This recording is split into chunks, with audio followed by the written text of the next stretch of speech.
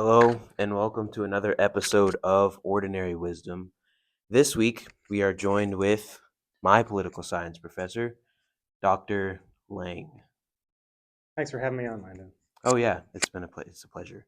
I guess we'll jump right in. We'll start from the beginning. Your childhood. I guess the first kind of question would be like, who are your parents? Like, how did they raise you? What did their discipline? What did your responsibilities? What were the principles that they taught you? Stuff like that. Yeah, good questions. So my parents were pretty good, I think, given that all worked out, have a job, have a place to live, food, the lights are on, everything. So they couldn't have done a terrible job. So I grew up in Christian background, just normal middle class family. Went to public school, church on the weekends, did Boy Scouts. I'm an Eagle Scout, ran track and cross country. They were pretty adamant that I do something, whether it be play a sport or musical instrument, club, some kind of something. hmm I tried pretty much every sport at one point or another. Football, basketball, t-ball, fencing, Wow. wrestling, badminton, and finally landed on cross country. Okay. So I didn't like the whole team sport thing. It's too many Yeah. rules for me. If you include a ball in it, I get exponentially worse at it. But go over there in that direction, and we're going to time you. I could handle that level of responsibility. So Okay. did Yeah, that. that's awesome. But they were supportive, always showed up to my track meets and whatnot and take me to and from Boy Scout trips and stuff like that. And so I think I had pretty good parents. And I guess I would say they raised me right as well as you can do, given things have turned out okay. Yeah. Yeah. I guess how did track, 'cause you say you did track and field, so how did track and field, I guess, what have you learned from that and doing that? Hmm. Yeah. So first, some background, I guess. So I really didn't like it in the beginning, hmm and when I grew up, for not all but most of my childhood, I was pretty chubby. As in, you can imagine me as I am now, like 6 inches shorter, 6, 7 inches shorter, but the same weight size. Yeah. So that he's a Hmm. little on the pudgy end. Okay, Yeah. not what you would think of as a typical cross country and track runner. Not that that's the case today, um, but again, my parents said we're gonna make you do Yeah. whatever it is. You can Yeah. pick what it is, but you got to do a thing. And my dad was a runner, and my mom was a runner too. My dad had run a couple marathons in his time, and I said, you know what, all right, I guess I'm gonna give it a shot. It didn't have a ball involved, so that was good, and it was sort of a team sport because you could run with other people, but you're individually, your Yeah. time is Yeah. individual, and so I kind of like that. Still get the team atmosphere and be individual. So I ran for 4 years in high school. I ran for 4 years on my college team. Wow. And then I coached for 6 years at the end of my college career and through the beginning of my PhD at Mizzou. Mhm. Um, and so, like I mentioned, I actually really didn't like it at all in the beginning and found out about 2.5 years into running that I have a condition called compartment syndrome, Hmm. Yeah. where if you guys don't know, or maybe your viewers don't know or have heard of it, you have this line of skin called your fascia inside your muscles that sort of Okay. wrap it up. And it's supposed to stretch when you exercise, but for some people it doesn't. And so mine Wow. doesn't very Yeah. much. So when I would exercise, I would literally get these balloon-shaped lumps on the side of my legs. Wow. It would make it sort of like feeling like every step you take is like a pump of air into a balloon, and then Hmm. after quarter mile, maybe a half mile, it was just too painful for me to run anymore. Yeah. Hmm. And it started to turn into a problem the more I was training. My muscles were growing, right? So it was Yeah. just got worse and worse and worse. And absent surgery, it's sort of an unsolvable problem. You can get surgery, they cut open the fascia, reseal it. Hopefully, then it expands to whatever your muscle size is, and everything's good Yeah. to go. But at the time, I was 16, and I think it was, yeah, I think pretty sure it was 16 or something like that. And I talked to a couple people through my coach that had gotten the surgery, and half of hmm them ended up with nerve damage. Wow. And so I was like, look, I'm not an Olympic track Yeah. star. Yeah. I don't really want to risk it. I can find another sport. I can do a club. I can pick up an instrument, something Yeah. like that.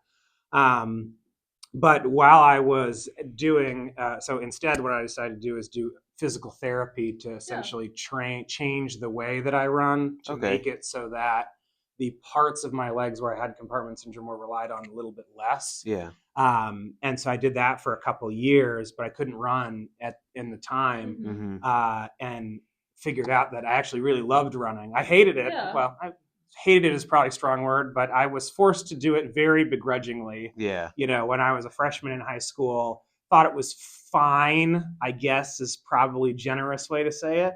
Yeah.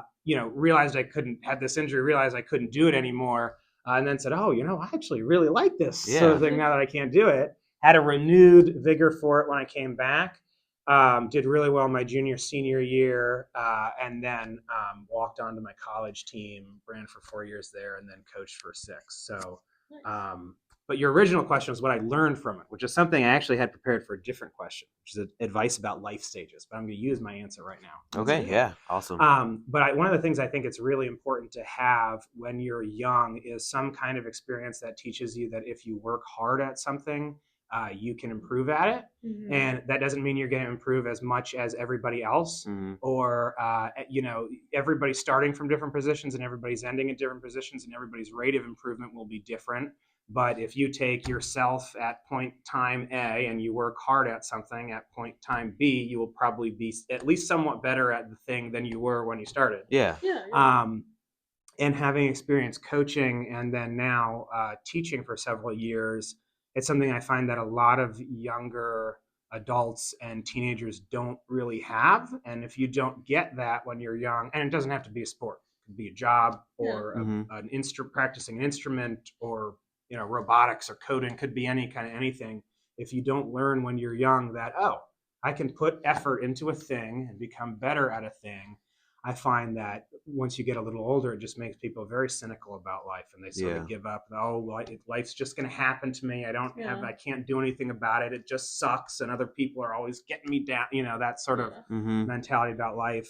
So one of the things that I really thought was important when I was a coach, and as a professor is, and so I really try, when people come to my office hours for stuff like that, to help them understand you can actually put in effort in a thing and get better at it. I think that's like number of all the good life skills you could learn before 18. I think that you can put effort into a thing and get better at it is would be in my top 5 or something. Yeah. Like For that. sure. Yeah. Definitely. That's what I learned.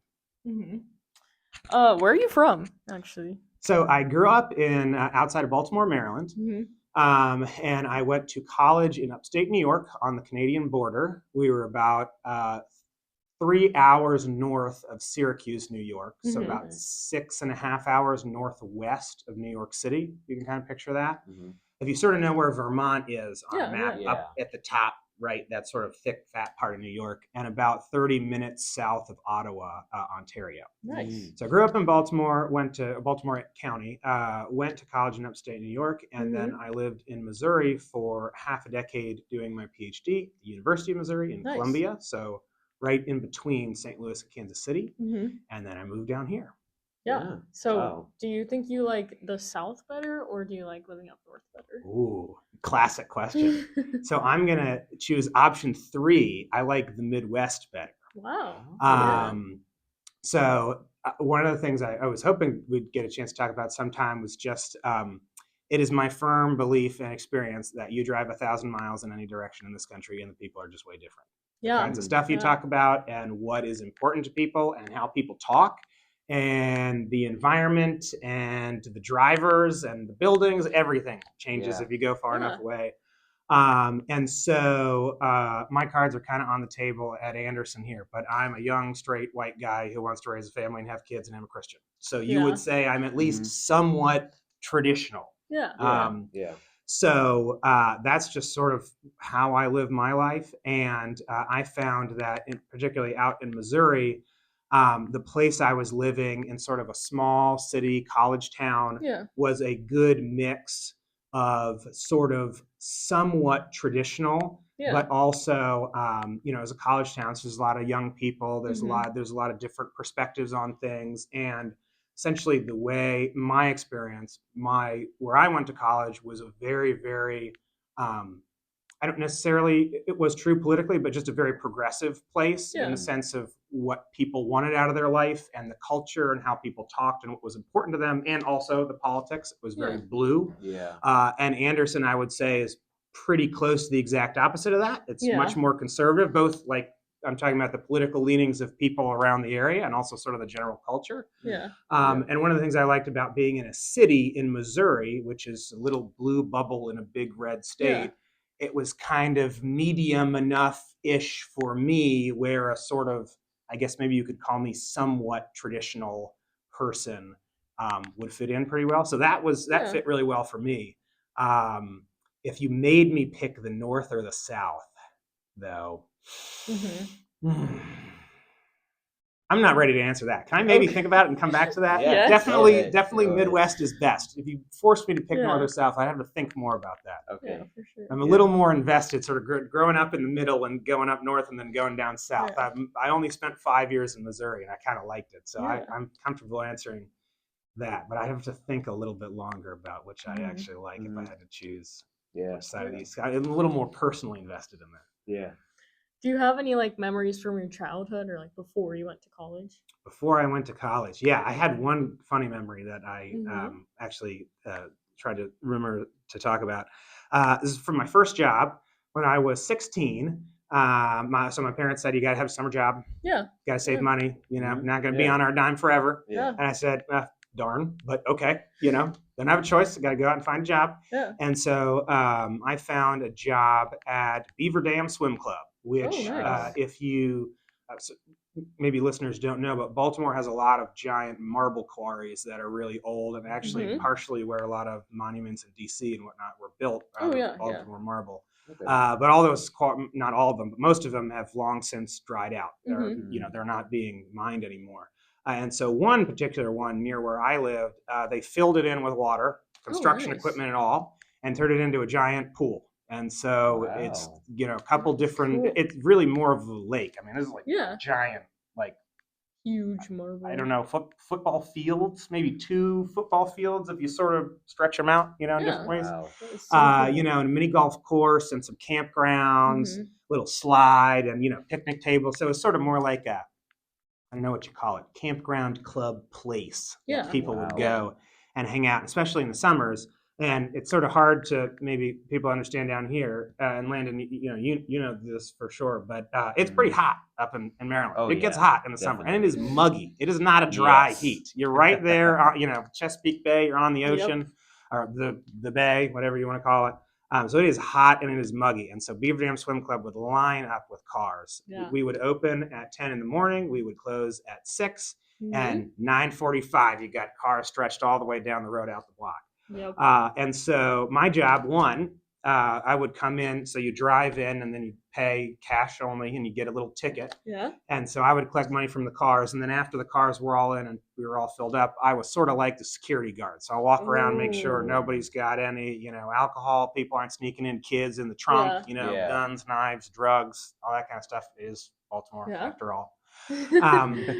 And so I remember, and I was 16 at the time, and so I had just at the same time gotten my learner's permit for driving. So okay. I had to drive with my parents. I'd Yeah. been in parking lots before and drove around my school, Mhm. but not really a lot of not going on the highway yet. Yeah. Nothing like that. But you don't need a driver's license to drive on private property. Beaver Dam was all private. Oh. And so one of the things I was in charge of doing, I was kind of sort of did it all. I collected the tickets in the morning. I was security guard during the day. They needed Yeah, help at the yeah. snack stand. I'd go make a funnel cake or whatever you want me to do. Yeah. So I'm sort of just general handyman for this club place. Mhm. And so one of the things that was my job was every morning when I would get in there, I had to empty the trash Yeah. from the night before. And so that you had to do it by car. I mean, the complex, you couldn't walk. It would Yeah, take you, yeah. I don't know, take you an hour and a half to walk around the To whole walk thing and around empty the it, trash yeah. manually. So you had to drive around in this truck. Except I don't really know how to drive. I kind of a little bit know how to Yeah. drive. And so the guy that ran the place are these 2 sort of old grizzled dudes, nice guy, Yeah. but just Uh-huh. your sort of gruff grandpa kind Yeah. of type. One of them was Yeah. a Vietnam War vet. He would go in the back and shoot off his guns into the woods and all this stuff. Wow. Oh my You know, goodness. so just interesting folks, but nice, good Yeah, good yeah. people. And so Eric, the boss, he comes to me in the first day. He says, "Do you know how to drive?" And I said, little 16-year-old me, I was like, "Well, I mean, I have a learner's permit. I don't drive on my own." I'm Yeah. like, I understand the premise of it, Yeah. wouldn't call myself a good driver. And he tosses me the keys to this Ford truck. And he says, "All right, well, I need you to go and pick up the trash." And I say, "Oh, okay. I mean, I have the keys. I can see the car." And he says, "Oh, well, one thing real quick. It drives in neutral and parks in between park and reverse." And I said, "Okay, that's not really in Oh, line with my goodness. understanding of how cars work, but I hear you. I'll listen to you." And so I get in this car, I turn it on, and I realize this Ford truck has, I kid you not, 750,000 miles on it. This is like a 1940s or 50s Oh era my Ford, like an goodness. old truck. There Wow. is, you get inside, there is not a shred of anything in there except for metal and leather. Everything else has long since rotted away. Wow. Okay. And so when I checked the gear shift, I was like, "Oh my gosh, he's absolutely right. It Yeah. drives, it was very temperamental. It drives in neutral. You couldn't put it in drive, and it reverses somewhere in between park and reverse, and you just got to sort of feel it out." Yeah. And so the key was, once you turn the car on in the morning, you can't turn it off, because Oh, this gosh. thing's, you can't be turning it off and on. This is an old creature. And so it happened a couple times where accidentally I would turn, because I'm just, it's a force of habit. You get out of the car, you Yeah. turn it off, it just happens automatically. And Eric, the boss, would have to come whisper to it and coax it back to life when I'd accidentally killed Wow. it. So my first experience on my first day on my first job was driving a Ford truck with 750,000 miles, and I didn't know how to drive, and that thing did not run like a real car. Yeah. It was Wow. pretty old, but it was a good experience. And then, like 4 or 5 years after that, this was, the Beaver Dam was down, sort of where I would drive often. Mhm. And it was a very sad day, because me and my mom were driving by, and we see a tow truck towing the car out of the lot. We were like, Oh, because no. they would always joke about it, like, "Oh, it's still got one more summer in Yeah. it. It's still got Yeah. one more," and we still drove it, and it had 750,000 miles when I got in. It had 754 or something when I stopped working there. And they drive it every day. They drive it around, pick up the trash, Yeah. and then a couple Wow. years later, we driving by, and I see them towing that out. And I'm like, No. she had a good run of things for She sure. did. Wow. Mhm. That is That's so crazy. cool. That's crazy. You mentioned that you grew up in Maryland. So where did you go to school? So let's see, I don't have any school stuff with me. I went to Hereford High School in northern Baltimore County. So if you picture like Maryland is a state, kind of a funky shape, and you Yeah. got Baltimore sort of in the like center-ish, east-ish part, Yeah. and you go halfway up to the Pennsylvania border. That's where Mm. I grew up. So like Okay. right in between, halfway in between Baltimore and the Pennsylvania border, pretty Okay, much, yeah. but in Yeah. Baltimore County. So Yeah. it Yeah. was public school. It's grown a lot since I went there. Mhm. And at the time I went there, things could have changed, but it was the only school in the county that still had an agricultural science program. And so there was Wow. actually literally a barn that was one of the school buildings. Wow. We That's had sheep crazy. and chickens, and we had cows. Yeah. And I took a plant and animal science class, and I made my own cheese. I made bacon jalapeno Wow. cheddar cheese, Whoa. and it was That pretty sounds good. So you could Yeah. actually take real agriculture classes at Hereford, and work with farm animals and stuff like that. And so I tell people who aren't from there, I grew up in Baltimore, but I grew up in Baltimore County, Mhm. and people think of Baltimore as a pretty big city, and it certainly is. Mhm. But once you don't have to drive that far to get out of the city Mhm. until it's very, very rural, kind of like Yeah. sort of places like out here. And so I grew up in this one stoplight town, Hereford. Okay. We had a 7-Eleven and a library and a pizza shop. Yep. And it was a big deal when we got a second gas station like a couple Wow. years ago. Yeah. But it's sort of middle of nowhere, rural area, nice Yeah. place, a lot of farms around. Mhm. And so that's where a lot of the students, not all, but a lot of the students were coming from. But so I Yeah. grew up in a rural sort of small town, but close to Baltimore. So Yeah. you Hmm. want to go to the movies, you want to get groceries, or what you want to do something. You Yeah. got to either go up to Pennsylvania to do it, or you got to go down to closer to Yeah. Baltimore City. Okay. Yeah. It's pretty Makes cool. sense. But I know public school is, I've heard many different stories of public school. She went to public school. What did you think of public school?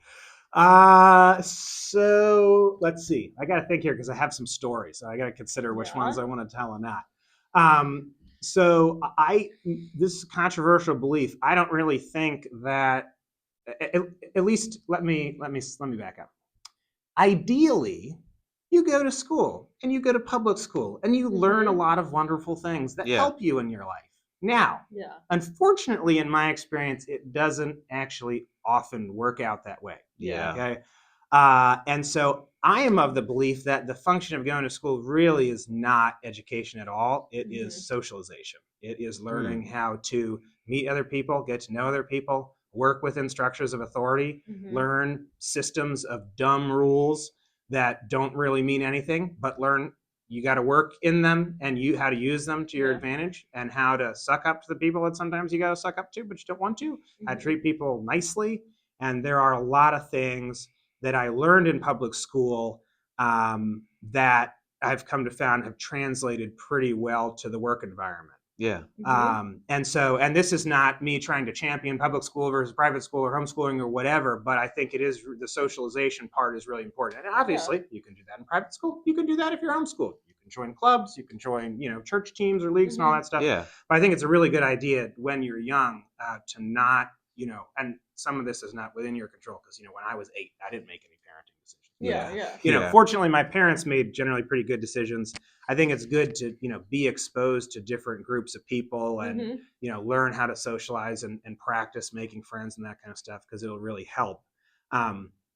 Now, I will say, I have some doubts about the public school system in the United States. Yeah. And I will give you an example. Maryland, if you check Princeton Review, U.S. News, one of the best top 4 or 5 public education systems in the United States. Yeah. Baltimore County, lots of very good schools. The school I went to, one of the best schools in the county. National Blue Ribbon School, yada, yada, yada. You could run down the list. Yeah.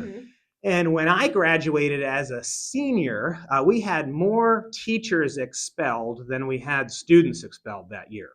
And I was in a class of about several hundred students. Yeah. And we did not have several hundred teachers. We had, within 3 years of me graduating, we had a teacher fired for selling cocaine to the students on school property. Wow. We had a teacher fired for threatening to shoot one of the kids. We had a teacher fired for running over one of the other teachers in the parking lot at the school. He survived. Wow. He retired after. Goodness. Embezzling money from the baseball team mattress sale. We had one for watching pornography on school computers during class.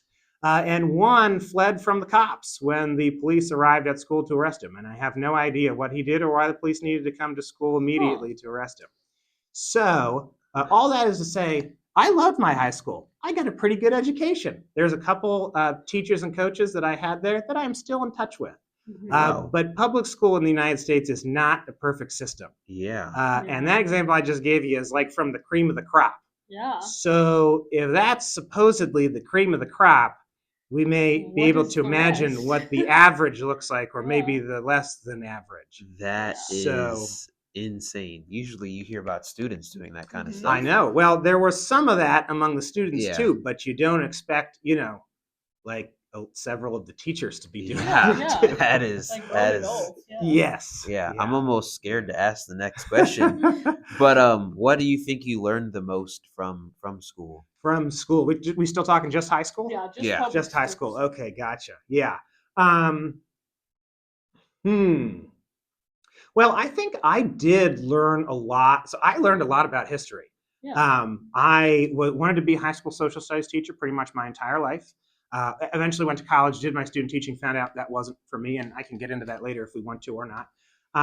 But I took every social studies AP test that I could take. Yeah. And maybe for those who don't know, they're scored on a scale of 1 to 5. Mhm. Yeah. Yeah. 2 and 3 is pretty common. 1 is sort of rare. It's kind of bad. 5 is super good and super rare. You guys Yeah, get the yeah. idea. Yeah. And I always tell this as a fun fact to my students. I took AP psychology, AP Yeah. human geography, European history, world history, American history. I forget, everyone you could take on, you know, not the hard Yeah, sciences yeah. person, but everyone you could take in the sort of social studies arena that my school offered, I took. I got a 5 on every single AP class I took except for one. And Landon, I'm going to have you guess because you're in class with me. Do you want to guess what AP exam I did not get a 5 on? American government. American government. That's right. Wow. What? Come to thee today. That is That's actually what I crazy. teach. So I know I got a 3 on American government and a 5 Oh, on the rest. gosh. So let me tell everybody, just because you're not good at something in high school does not mean you can't ever be good at a thing. Lots of Yeah. people change as they grow up. Some people just aren't good at taking tests. Some people Mhm. have life stuff that goes on. They're not good at this for 1 year, and then you turn around another year, they're very good at it. So Yeah. but anyway, that's a fun fact. And so I think I did learn a lot. And I had a lot of really good teachers. My AP European history teacher, Miss T, and my American Gov or my world history, Mr. Imhoff. I Mhm. still remember them. And I emailed back and forth. Actually, Miss T, my European history professor, is now retired in the Virgin Islands, I think. Wow. I haven't emailed her for a couple of years. I should reach out again. But I graduated a long time ago from high Yeah. school.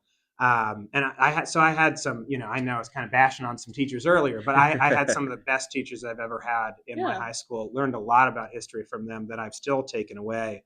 But I think actually the more important thing that I learned is how to work through stupid rules. Mhm. Yeah. And if we have time on this, I got another story. That's okay. So I remember one time I got called into the office, principal's office, Oh, and I was a gosh. little Oh, do-gooder, like not straight A's, but like all A's and B's. Yeah, yeah. So like Yeah. pretty good. I'm like I didn't want to rock the boat. Wasn't really much of a troublemaker. So getting called in the principal's office, I was like, oh my That's- gosh, yeah. what in the world did you do? Yeah. And so I get called in the principal's office, and I find that every other high schooler that rides my bus got called in too. I said, "Oh my Oh, gosh, what gosh. is this? Is this some cabal, some secret, Yeah. something going on?" I'm like, "I don't know what I did. I'm so sorry." Blah blah blah blah. So we get in there. Assistant principal calls us into her office. She's there. The principal's there. Mhm. And so they say they got a note from one of the parents of a student who rides the bus. And so I don't know how it worked, where you guys went, or I actually don't know where it works around here either. But our elementary, middle, and high school were sort of right down the road from each other. Yep. So the bus picks up everything, they drop off subsequently. And so that was the case where I went. And so apparently a parent had written a note to the principal of the high school saying that there's too much cursing on the bus on the way home. And this Ooh, parent's yeah. poor little, elementary schooler was being exposed to all of these words and Yeah. phrases Yeah. and topics and things that they should not know when they're in Yeah. elementary school. Yeah. And the principal was very upset with us. Now, the problem is of the 6 high schoolers that rode our bus, 3 of them, including me, did. One thing I was supposed to mention. The note said that on the bus, it was limited to on the bus ride home in the afternoon, and that's where the elementary schooler was Okay. coming home in the afternoon learning these words. One problem with that is of the 6 people that rode our bus in high school, 3 of them didn't ride the bus in the afternoon, including me. Oh. I played sports 3 seasons, cross country track. Yeah. I never rode the bus. I rode the bus in the morning, and let me tell you, at 6 in the morning, I'm like, Yeah. I'm asleep. I'm not talking Yeah. to anybody. Nobody's Yeah. talking to anybody. Like that bus is quiet on the Yeah. way there. Yeah. On the afternoon, we're on the ride back. Everybody's carrying on Yeah. around. And so I remember telling my principal, I said, well, I'm sorry that this is the case. I'm sorry that parents frustrated, but half the people in this room don't even ride the bus. And the letter says, there's too much cursing and language in the bus ride on the way home, but we're not even on it. I'm like, and some of the other ones, they only played sports. Like we had a football player who only played sports in the fall, like through sort of to Yeah. winter. So, maybe you could say, oh, well, maybe it was back from the spring. You could kind of make it, they ride the bus Yeah. sometimes, but I was like, look, I run cross country in the fall, I run indoor track in the winter, and I run outdoor track in the spring. I'm like, I literally have not ridden the bus home like ever. Yeah. Like Yeah. one time, this was when I was a junior in high school, and I was like, I think I've ridden the bus home 2 times, like in the last 3 years. I'm like, so can I go? Like, clearly this note wasn't written about me. I'm not even present at the location. Yeah. Principal's like, no, you can't go, and you better not be disrespecting me, and you're going to sit down and blah, blah, blah, and listen to this and all that stuff. Oh my I goodness. was just like, what the heck? And so it was a situation where I was like, we had people at our school who would openly fist fight in the backyard of the school before school started outside of the principal's office. Wow. And they would get off scot-free.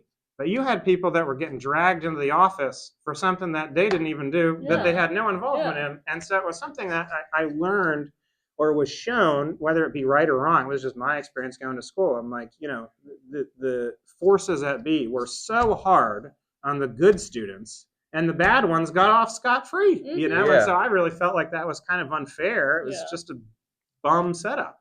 Huh. But the thing that I think that taught me is, look, when you're part of institutions, and this is not, I'm not saying this about AU or anywhere, but I'm just saying you're part of a school or a university or a job or a corporation or a club or a church or whatever, it applies. You're part of an organization that's run by humans. Yeah. There's going to be rules in that organization, and some of them are just going to be dumb. Yeah. And Yeah. that's just how it is, whether anywhere, Yeah. Yeah. And so learning that early, learned for me in public school, okay, there's sets of rules, they're dumb, but what do I want to do? I want to go to college, so I'm going to suck it up. I'm going to Yeah. say, oh yes, Yeah. of course, Mr. Driver, you're totally right. Ha ha ha. Do Yeah. my do my little job, be my little do-gooder Zach Lang, Yeah. and then you got to work through it. And that's just how it works, right? Am I gonna do anything by Yeah. making a big stink and trying to fight the principal and do this and that? No, it's not going to help me at all. So I think Yeah. long-winded answer your question. If you're part of an organization, they're going to have rules. Some of them will be stupid, and you just got to do your best sometimes. Yeah. Yeah. That's definitely very That's important. yeah. Okay, now we're gonna move on to where did you go to college, specifically like bachelor's degree, master's, and PhD, and what are your degrees that you have? Okay, yeah. So I'm going to do like a quick review, and then Okay. I'll kind of go back through.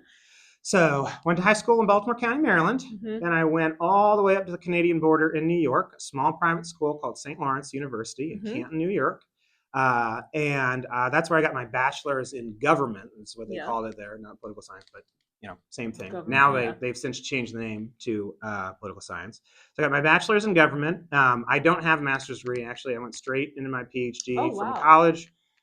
Graduated as fast as it is possible to Mhm. get a PhD, left and immediately came here. So Yeah. no Yeah. master's, went and got a PhD from the University of Missouri. My PhD is in political science. Nice. For PhDs, you have something called specialties. My specialty is American politics and public policy. So those Okay. are generally the classes I teach here. Yeah. Within that, most of my research as an academic focuses on the Constitution and federalism, so federal-state relations. Yeah. Yeah. So the classes I enjoy, I'm sort of a jack of all trades here because we only have sort of 2.5 political scientists. Yeah. Yeah.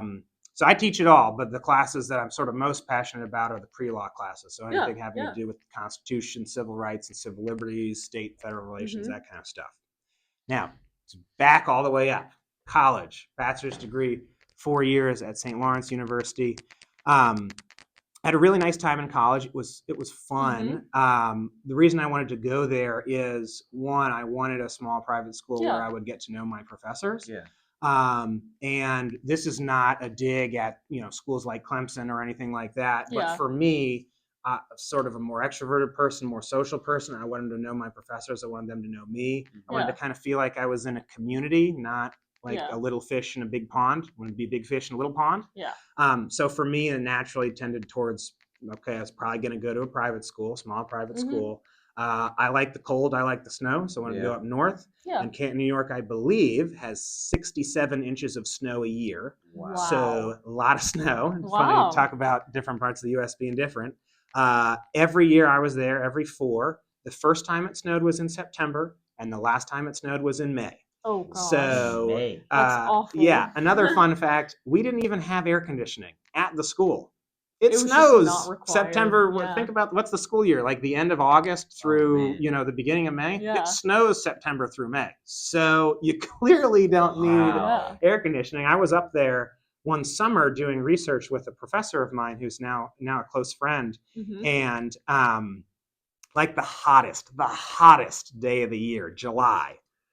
We're talking like 85, and Mhm. not humid. Like Yeah. not humid at all compared Yeah. to down here. I mean, it's not like Arizona dry, but compared to South Carolina, Yeah. it's mild Yeah. humidity. And so it could spike and get up into the low 90s from time to time. It's very Mhm. rare. 80s is pretty hot day up there. Yeah. And it's, if you get a warm summer, maybe it won't start snowing until October, but even still, It's- if it's snowing in September and October, you don't Yeah. need air conditioning when you go to school. Wow. So it would be kind of hot on move-in day. I remember Yeah. to open up the windows and turn the fans on and whatnot, but Mhm.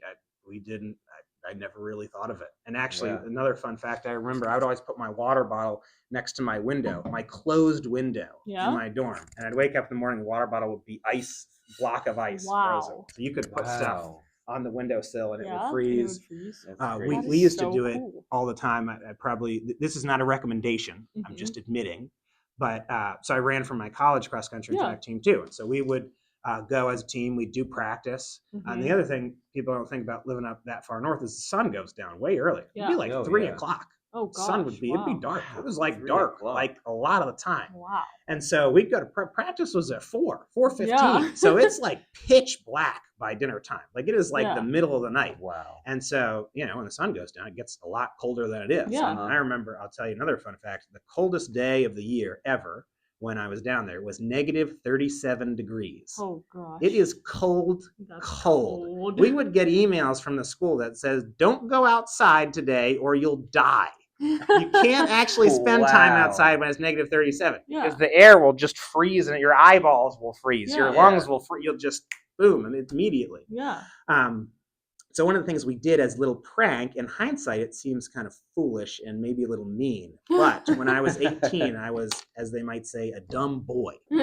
And so we would always walk from the gym after practice Yeah. over to the dining hall. And Yeah. so, it could be like negative 10 degrees. The sun is down. It's cold. We just, you get out of the shower and you walk over to the dining hall. So your hair is frozen. Oh, You get out of the shower. And so as a little prank, sometimes we'd just snap the girl's hair off. Like, no way. I'm not talking about taking a big chunk out of it, but you take a little bit and just, and then you get a little hair needle that Oh, was my goodness. Wow. and you would hate it. It was very mean, and I regret that I did it. And I'm sorry if you're a St. Lawrence alumni watching this video. But it was just one of those crazy things. I mean, your hair, you walk outside and your hair would freeze. I remember, when it gets, probably negative 10 or below, when you blink, you could feel your tear ducts. Like you Oh, can wow. feel your actual eyes inside your head. It's a really weird. Yeah. It's hard to explain to people down here who we get a 30-degree day in Anderson. Like that's Nobody's outside. that's So like, we're done. if there's the hint of snow in the air, like everything shuts down. And For I at was- least I'm a like, week. yeah. It's you all know, shut. when I was at St. Lawrence, the only time they canceled public schools is because it was so cold the gas in the buses froze and they couldn't start it. Wow. It snowed like every day while I was up there, in the fall and in the spring. And like if you cancel snow every day, every day it snows up in upstate New York. Like Yeah. you'd never go to school ever. Yeah. Yeah. So I'm like, oh, it's snowing this morning. It snowed yesterday. It's probably gonna snow tomorrow. I'm like, Yeah. That's crazy. you drive around and they had these giant freight train plows that would Yeah. go out and plow the roads, like giant monster plows.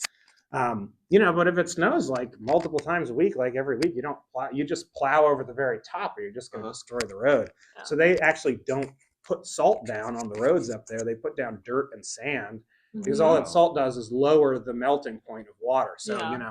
Yeah. instead of being able to, you can get it to melt in the high 20s instead of low 30s. If it's negative 30, salt ain't going to help you one bit. Yeah. So the best you could do is throw some dirt on the top of the road to make it so Yeah. that your tires can stick in the It's ice. Yeah. And then you do that. But I have plenty of pictures on my laptop of, the snow would be up to the second story, of buildings. You'd have to carve So giant interesting. mountains because, if you think it wouldn't, we were usually a little too far away to get lake effect snow.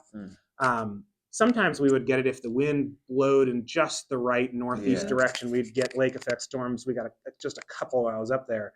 But, even if it snows, if you think it snows once or twice a week, a couple inches, but it just never melts ever for, 7 months of the year, by the time you get to February, there's a lot piled up on it. Yeah. So that maybe isn't what you wanted to know, but that's some stuff that came to mind that's about so about cool. this Crazy. time at St. That Lawrence. is so That's cool. crazy. Figured Anderson students might like to hear that. Yeah. Yeah. That is so interesting. I guess once again, what would be the best thing that you learned in college, your undergrad at least? Okay, gotcha. Yeah, best thing that I learned in college. Let me check my notes. Let's see what I wrote down for college. I wrote a big thing for high school. So I think two things come to mind in college. I'll talk about one right off the bat, and then something I'm actually going to hope to loop into grad school instead.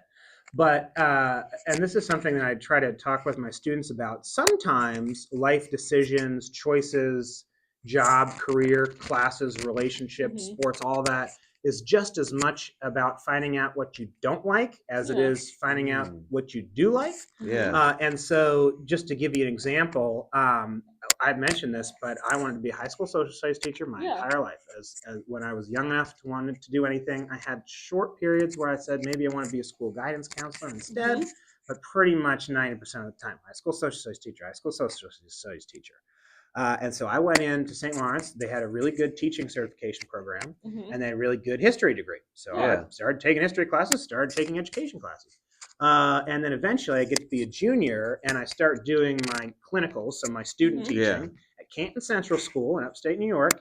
And I found out, oh no, I actually don't want to be a teacher Yeah. Yeah. at all. I don't like this. I can talk a little more about it if you want, but the purpose of the lesson is to say, I said, oh no, I don't want to do this. It's what Yeah. I've wanted to do my entire life. Now, what in the world do I do? I'm a junior. Oh my gosh. I'm like, what am I going to do? Yeah. So ended up switching to political science, talked to my advisor and Mhm. a lot of the other professors who gave me wonderful advice. And Uh-huh. we sorted it through all the things I liked and didn't like about being a teacher and Yeah. college and my classes and all that stuff, and being at a small school and being up in the Mhm. north and, Yeah. everything.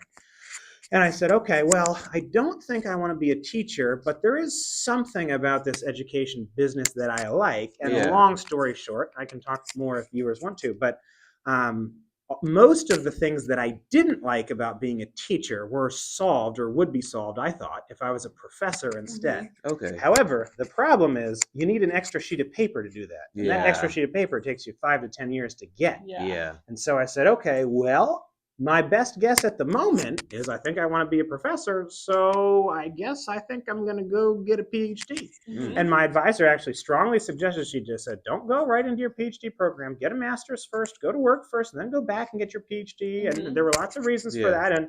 And I ignored her. Yeah. And it was good advice that she gave me. There are certainly pros. I've come to see there's certainly pros of getting a master's first, and that's Yeah. certainly the more traditional route. I Yeah. think.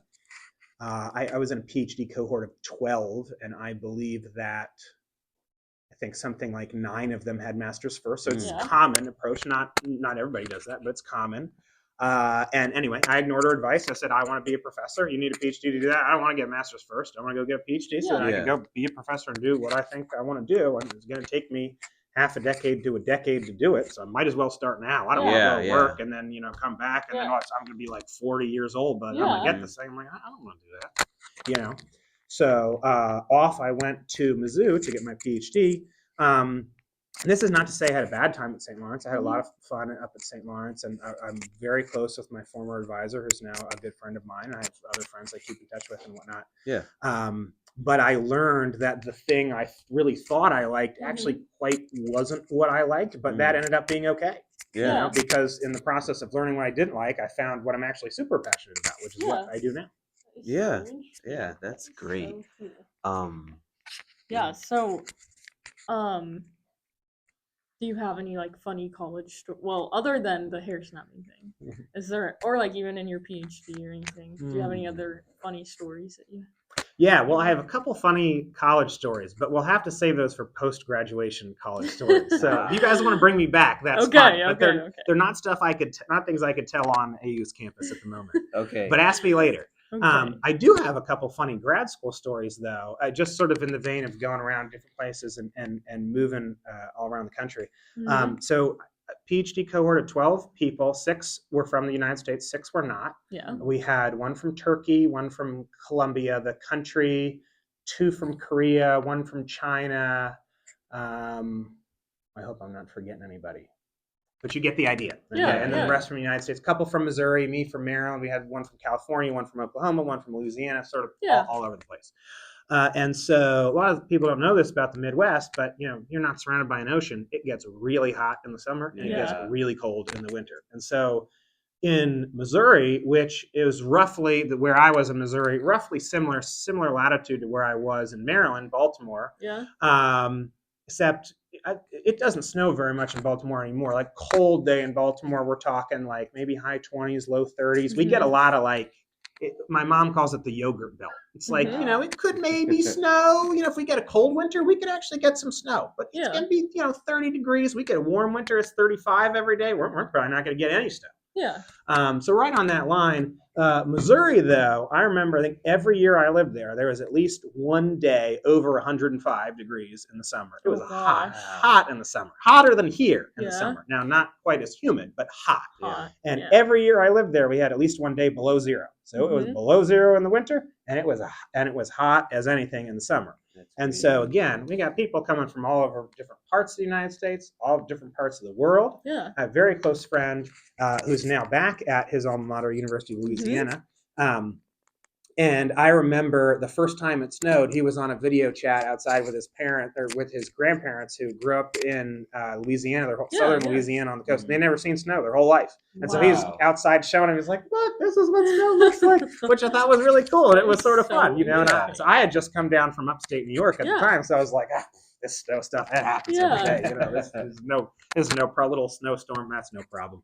And so I have a very distinct memory of one of my friends who was from Columbia, the country. Yeah. And I remember him walking into our office, walking inside our building like this, with a full-on comforter, like for a bed, wrapped Wow. completely around his body, just waddling in and sitting down, just looking so angry. What the heck kind of place Yeah. is this? What is this stuff falling from the sky? It's cold out. Wow. My eyes hurt. And so it was just funny to see, you know, different perspectives Yeah.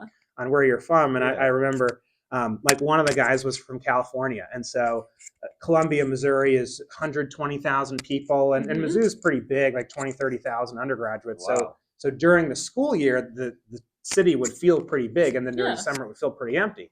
You know, but if you're coming from a big city like in LA or Chicago or New York, Mhm. it's mid-Missouri, middle of nowhere, right? Yeah. But if you're coming from a small town in South Louisiana, you're coming to the big city. Yeah. So it was just really interesting to see in the time I spent there, talking to different people from different walks of life about, you know, this is the big city, this is a small town, this is Yeah. the coldest place I've ever lived, this is the hottest place I've ever Yeah. lived, you know, Yeah. different things like that. And just seeing the different experiences, Yeah. stuff like that. It's so Yeah. cool. Yeah. So after you got your PhD, what did you do next, and how did you come to Anderson? I tried to get a job. Yeah. So I knew, because of what I did in undergrad, I knew I wanted to be a professor, at least I thought at the time. Turns out that was the right pick in Mhm. hindsight, one of the good decisions that I've made. And so for those of you who don't know, the number of people with PhDs in the United States has literally grown tenfold in the last generation.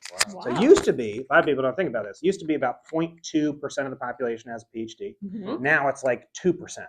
Okay. Wow. Wow, So that's exciting. not a lot of people, but proportionally speaking, Yeah. way Still more. And Yeah. the problem is there are fewer jobs than there used to be. Mhm. Pretty much the same number of people go to college. A lot more people are deferring college or not going to college at all, Yeah. or they're going to public school instead of private school.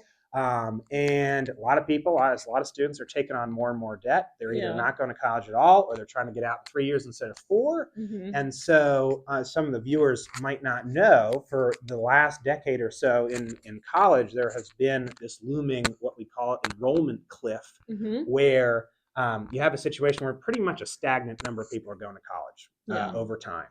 And Americans are not having as many kids as they used to Yeah. in the 60s, 70s, 80s. Yeah. And so what does that eventually produce? A way smaller pool Yeah. of people who are Yeah. going to college. And if more people aren't going to college and you have fewer kids, that's like a double down problem Yeah. for schools, Yeah. especially private schools, Yeah. you know, which tend to be a little more expensive. They're not always more expensive, but on average they tend to be. And so it has gotten much, much, much harder to become a professor, because there's 10 times the number of people with PhDs out there who want to have a professor job. Yeah. And there are fewer positions open because Mhm. there are fewer kids to go to Yeah, college, yeah. or young adults. I shouldn't say kids. And so my advisor, I remember, sat me down when I told her, I said, I don't want to be a teacher, I want to be a professor. She said, well, you know, and this is a paraphrase, kind of like training to be an astronaut. Yeah. There's a lot of people that train to be astronauts. There's not a lot of people that actually go to the International Space Station or the moon. Yeah. And So she told me, you know, one of the good things about being a teacher, everywhere needs teachers. It's like Yeah. being a nurse. Yeah. Everywhere needs nurses. Everywhere needs teachers. yeah. Okay? Yeah. You know, and I said, well, problem is I really don't want to do that. Yeah. So I said, you know, I'm young. Here's the risk I'm going to take. I'm going to go right into my PhD. I'm going to Mhm. try to do it as fast as I can. I'm going to try to get a job as a professor. Mhm. And if it doesn't work out, it doesn't work out. I will have tried it. I failed better than to have not tried at all, you know? And so my advisor was very wise. She went in. I had set the expectation that literally, empirically, the vast majority of people who try to get these jobs do not get these jobs. Yeah. They join the ranks of unemployed academics, and fulfill the stereotype and all that stuff, especially if you're in like the social sciences or humanities. If you got a PhD in engineering and you want to work in college, you're probably You're good to go. good, You yeah. got a PhD in Yeah. like history or like English, Mhm. yikes. Yeah. That's to say nothing bad. I have many wonderful colleagues, incredibly smart and talented who are in history and English, but Yeah. it's just not the way the market is moving. Yeah. And so every academic, if you want to go into higher ed, has to face that reality. And so after I got my PhD, I applied to every single open Yeah. professor position in the United States outside of the Ivy League. That was Wow. in my field, in American politics or public policy. Mhm. Wow. So I applied to about 60 positions. Wow. But just to give you perspective, there's about, depending on what you consider a college, and do you count Mhm. community colleges and junior colleges and tech colleges and all this stuff, Yeah. about 4,000 or 5,000 colleges and universities in the United States. Yeah. There's a ton. I applied to every open position outside of the Ivies, and there were only 60 jobs available. Wow. Okay. Crazy. Yeah. So of all of the colleges that are out there, a tiny, tiny fraction of them are hiring, Yeah. and there's 10 times as many PhDs who want those jobs as there used to be. Mhm. So makes me a little nervous. Yeah. Okay. And so long story short, I had a handful of job interviews. Yeah. I had a handful of job offers. And among the jobs I was offered, I liked Anderson the best. Yeah. And so here's where I came. So I can Yeah. talk more about that if you want, but that was kind of a long-winded answer already. So I'll leave Yeah. it there for right now. I can say Yeah. more if you want. I guess that's one of my biggest questions is like, how did you, because I know you said you always wanted to be a sociology teacher. How did you fall upon, I guess, sociology and wanting to teach and whatnot? Yeah. So just little addendum. Social studies in high school is what I wanted to do. Yeah. So anything history, government-ish related, I was much more interested in history. Yeah. But that advisor that I have, her name is Ronnie. She sat me down when I was in college and actually poached me. She said, "You're not a historian. You're a political science. You got to start taking my classes." And I said, Yeah. "Okay, I guess I'll Wow. do that."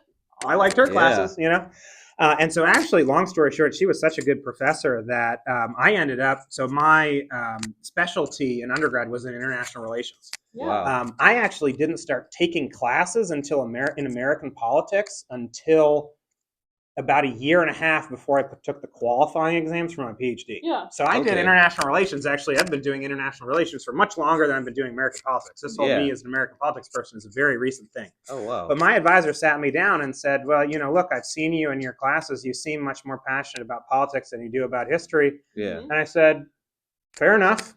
Okay, I'll do that. I'll take more classes." Yeah. And I ended up, I got the opportunity to study abroad in Israel and the West Bank when I was in college. Wow. And so we had half of our time there was in Israel with Israeli tour Yeah. guides, and the other half was in the West Bank with Palestinian tour guides. So Yeah. we could do a trip with sort of both views of the conflict. Okay. Wow. And so I had a great time. I really enjoyed my political science classes that I Yeah. took with her at St. Lawrence. And I enjoy history too. I have a minor in history.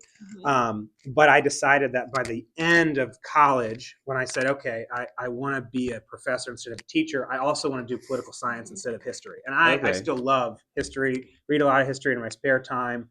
I teach, some of my classes are cross-listed in history. I'm teaching a constitutional debates class in the spring about Wow. the history and politics surrounding the Yeah. Constitutional Convention. So I'm very much still interested in that kind of stuff, Mhm. but technically my PhD is in political science instead of history. And honestly, really, that was because of my advisor. She said, "We want you in political science. You're a political scientist, not a historian." And I Yeah. didn't really know enough to question her, and I liked her classes, so I just Yeah. kept Yeah. taking them, and one thing led to the next, and I ended up doing political science, and I really like it. So, Nice. and now having gone to grad school, I also think political science is a better fit for me because I'm a little bit more social science oriented than I am Mhm. humanities Yeah. oriented. Yeah. So I'm a little bit more interested in science and data than I am so much in sort of stories and perspectives, if Mhm. that makes sense. Yeah. Not that I'm not interested in those things, and they're very important. Yeah. But just as far as the research that I do, for example, for tenure, I'm sort of more towards the numbers and facts and figures and data side of things, at Mhm. least to some degree, than most people who academics who study history are. Does that answer your question? Yeah. That- Yeah. yeah. I think just one last thing before we start to wrap it up. You said you applied for 60 plus jobs, and I'm assuming you went on numerous interviews and put in applications. So, what would your piece of advice be to finding and getting a job? Yeah, so I'll tell if I have time. Do I have time for a quick story? Yeah. Yeah. So I remember how academics jobs work. So like for example, when I was at Mizzou, while I was there, we hired a couple professors. I think every professor position we hired had between 300 and 400 applicants. Mhm. They do Zoom interviews with the top 6. Mhm. They fly out in person the top 3, and then they Wow. offer the job to one person. Mhm. And so if you're applying for academic jobs and you get far enough in the process, Mhm. you got to fly all over the country and go to these places. So I Yeah. flew to Yeah. Anderson and interviewed for 2 days Okay. before I actually before I was offered the job and before I Mhm. accepted. And within the same month that I flew to Anderson, I drove up to Iowa for a Mhm. job. Okay. Then I came to Anderson, and then 2 weeks after Anderson, I flew out to Colorado for a job. Wow. And then Wow. I was offered a job in Florida, and I said, I'm actually going to pull out of this one. Yeah. Yeah. So it was exhausting. I was very fortunate because I got a lot of interviews, but the flying around every part of the country, and this is while I was teaching Mhm. and while I was still writing my PhD dissertation, my big research project Yeah. that PhDs write. And so it was exhausting. Yeah. But one piece of advice I would have if anybody's considering academia is to do something that to plan in advance to do something that makes you stand out from the other applicants. Because one of the reasons it's difficult to get a job right after you get your PhD is there's pretty much 3 components to being a professor: your teaching, your research, and your service. So clubs, advising, Yeah. guest speaking, stuff like that. And so if you think about it, an academic who like me, I went straight from college, had no work experience, no other than part-time jobs, Yeah. no work experience, no master's degree. I just had a PhD. So I had less teaching experience than pretty much everyone in the other jobs I was applying for, less research experience than pretty much everyone I was applying for, and less service than everyone else I was applying against, right? Because Yeah. if it's me and 100 other applicants are like, tenured professors at other universities, well, why would anyone pick my application? Yeah. They should Yeah. just pick someone with more experience or more research, more teaching, or whatever. Mhm. And so if you're young, you really need to do something that can give you an edge. And it can't be, I have the most research, because you Mhm. probably don't. Yeah. If you're just Yeah. coming out of grad school, it Mhm. can't be, I have the most teaching experience, because you probably don't. Yeah. I did not have, I taught for 2 years at Mizzou before I started applying for jobs. So I Mhm. had way less teaching experience than, say, a professor who's taught for 10 years Okay. and Yeah. is applying for the same job that I'm applying for. But I've done cool things. For example, taught a class called The Politics of Star Wars, which they convinced me to teach for like 2 or 3 years in a row Yeah. while I was at Mizzou, because it would fill instantly and then there'd be a giant wait list. And so along with this problem of, attracting students to classes, people who work in administration in the registrar's office, particularly when they see a class that fills up immediately and has a big Yeah. wait list, they say, we got to teach this again and again and again. Yeah. Yeah. Okay. And so if you think about the currency of the realm, if you will, in higher ed, is getting students to come and Mhm. getting them to keep coming and showing up to Yeah. classes. Mhm. So when people in higher ed figure out that there's a class that's really popular, I mean, you want to latch onto that class like Mhm. there's no tomorrow. And not everybody does, but a lot of people like Star Wars. And so Yeah. that served as a fun class. I've taught that 4 or 5 times now. I taught it here last year. I'm teaching it again in the spring. Yeah. Filled up as soon as it was open. It had a wait list right away. One of the most waitlisted classes in the College of Arts and Sciences still, and was one of the most waitlisted at Mizzou when I taught it. Mhm. And so that's something I could say, look, everyone can say, I taught American government, I taught presidency, I taught constitutional law, I taught this and that. Not everybody can say they've taught a class called The Politics of Star Wars. When Yeah. you go around talking to people about it, they kind of like the idea, and Yeah. students tend to perk up. So my advice would be, do something, it doesn't have to be that, something that differentiates you from the other applicants. Yeah. Because you're not going to win on the experience or, whatever Yeah. sort of style of things. Huh. Mhm. That's awesome. Yeah. For all our viewers, sign up for his class before it's gone. Yeah, for sure. Okay, can you tell us about the pre-law track? Sure. Yeah, I'd be happy to. So a lot of people I've known don't know about this here, but people have heard of the pre-med track, or there's pre-dent for dental, different kinds of things. Lots of different universities have what are called pathways or tracks Yeah. that are not majors, that are essentially guidelines on how to do a certain thing. Yeah. So our pre-law pathway is a guideline on how to go from undergrad and then eventually go to law school. Yeah. So within it, we have a suggested series of classes that you take, like civil rights and civil liberties and judicial process and American government, stuff like that, that would be good for you to take to figure out if you want to go to law school. Particularly, I've got a group taking civil rights and civil liberties with me, which is a 400 level class, and I teach it as an intro law school seminar. Yeah. So it gives you a good idea of whether or not you want to go. And then for people who are interested in law school, we have two law school admissions counselors, LSAC certified advisors, me and Professor Flynn, who will help you write personal statements, craft your CV. We'll write letters of recommendation for you for law school. We'll help you figure out how to study for the LSAT, the test you have to take to get into law school. And once you get those results back, what kind of school should you apply to? Where is Reach? Where is a safety school? Where are some schools in the middle? And then we also offer field trips. Like a couple weeks ago, I took a group of students down to the University of South Carolina to do their pre-law fair. And 120 something law schools showed up, and you show up and talk to them and get pamphlets, and I'm there with the students, and they can talk to me, and I can go up with them and talk. And we got lunch on the way down, and we got snowballs on the way back, and just had a nice time. And so the pre-law program, you opt in. You don't have to do anything. It's it's not a major or minor. There's not requirements. You literally email me, and I put you on a Canvas page, and then you get all these kinds of announcements. So in a couple weeks, for example, we're doing an LSAT study seminar session where one of our seniors who scored really, really well on the LSAT is going to help people talk a little bit more about the test and a little bit about what the LSAT is like. I just took people to a law school fair. We had Constitution Day a couple of weeks ago, right, for people who might be interested in that side of things. And so if you join the pre-law program, you just get added to a Canvas page. I think about it like a club. It's essentially a club that helps you investigate. I want to go to law school. Do I not? Do I want to go right away? If so, what schools? How can I find out if I maybe want to go? And you don't have to go to law school right away. We have a lot of people in pre-law who don't go right away, who we have a couple of graduates now who are working as legal assistants at law firms and doing different things in the law field. But the pre-law program is to help you investigate whether or not going to law school is a good idea for you. So if anyone here at Anderson is interested in law, just email Dr. Lang and he can hook you up. Sure. Exactly. Alrighty. So. And to round us off, our regular closer, what is your piece of weekly wisdom for us? So I wish I could say this is my weekly wisdom, but it's not my own. I'm just borrowing it for the week.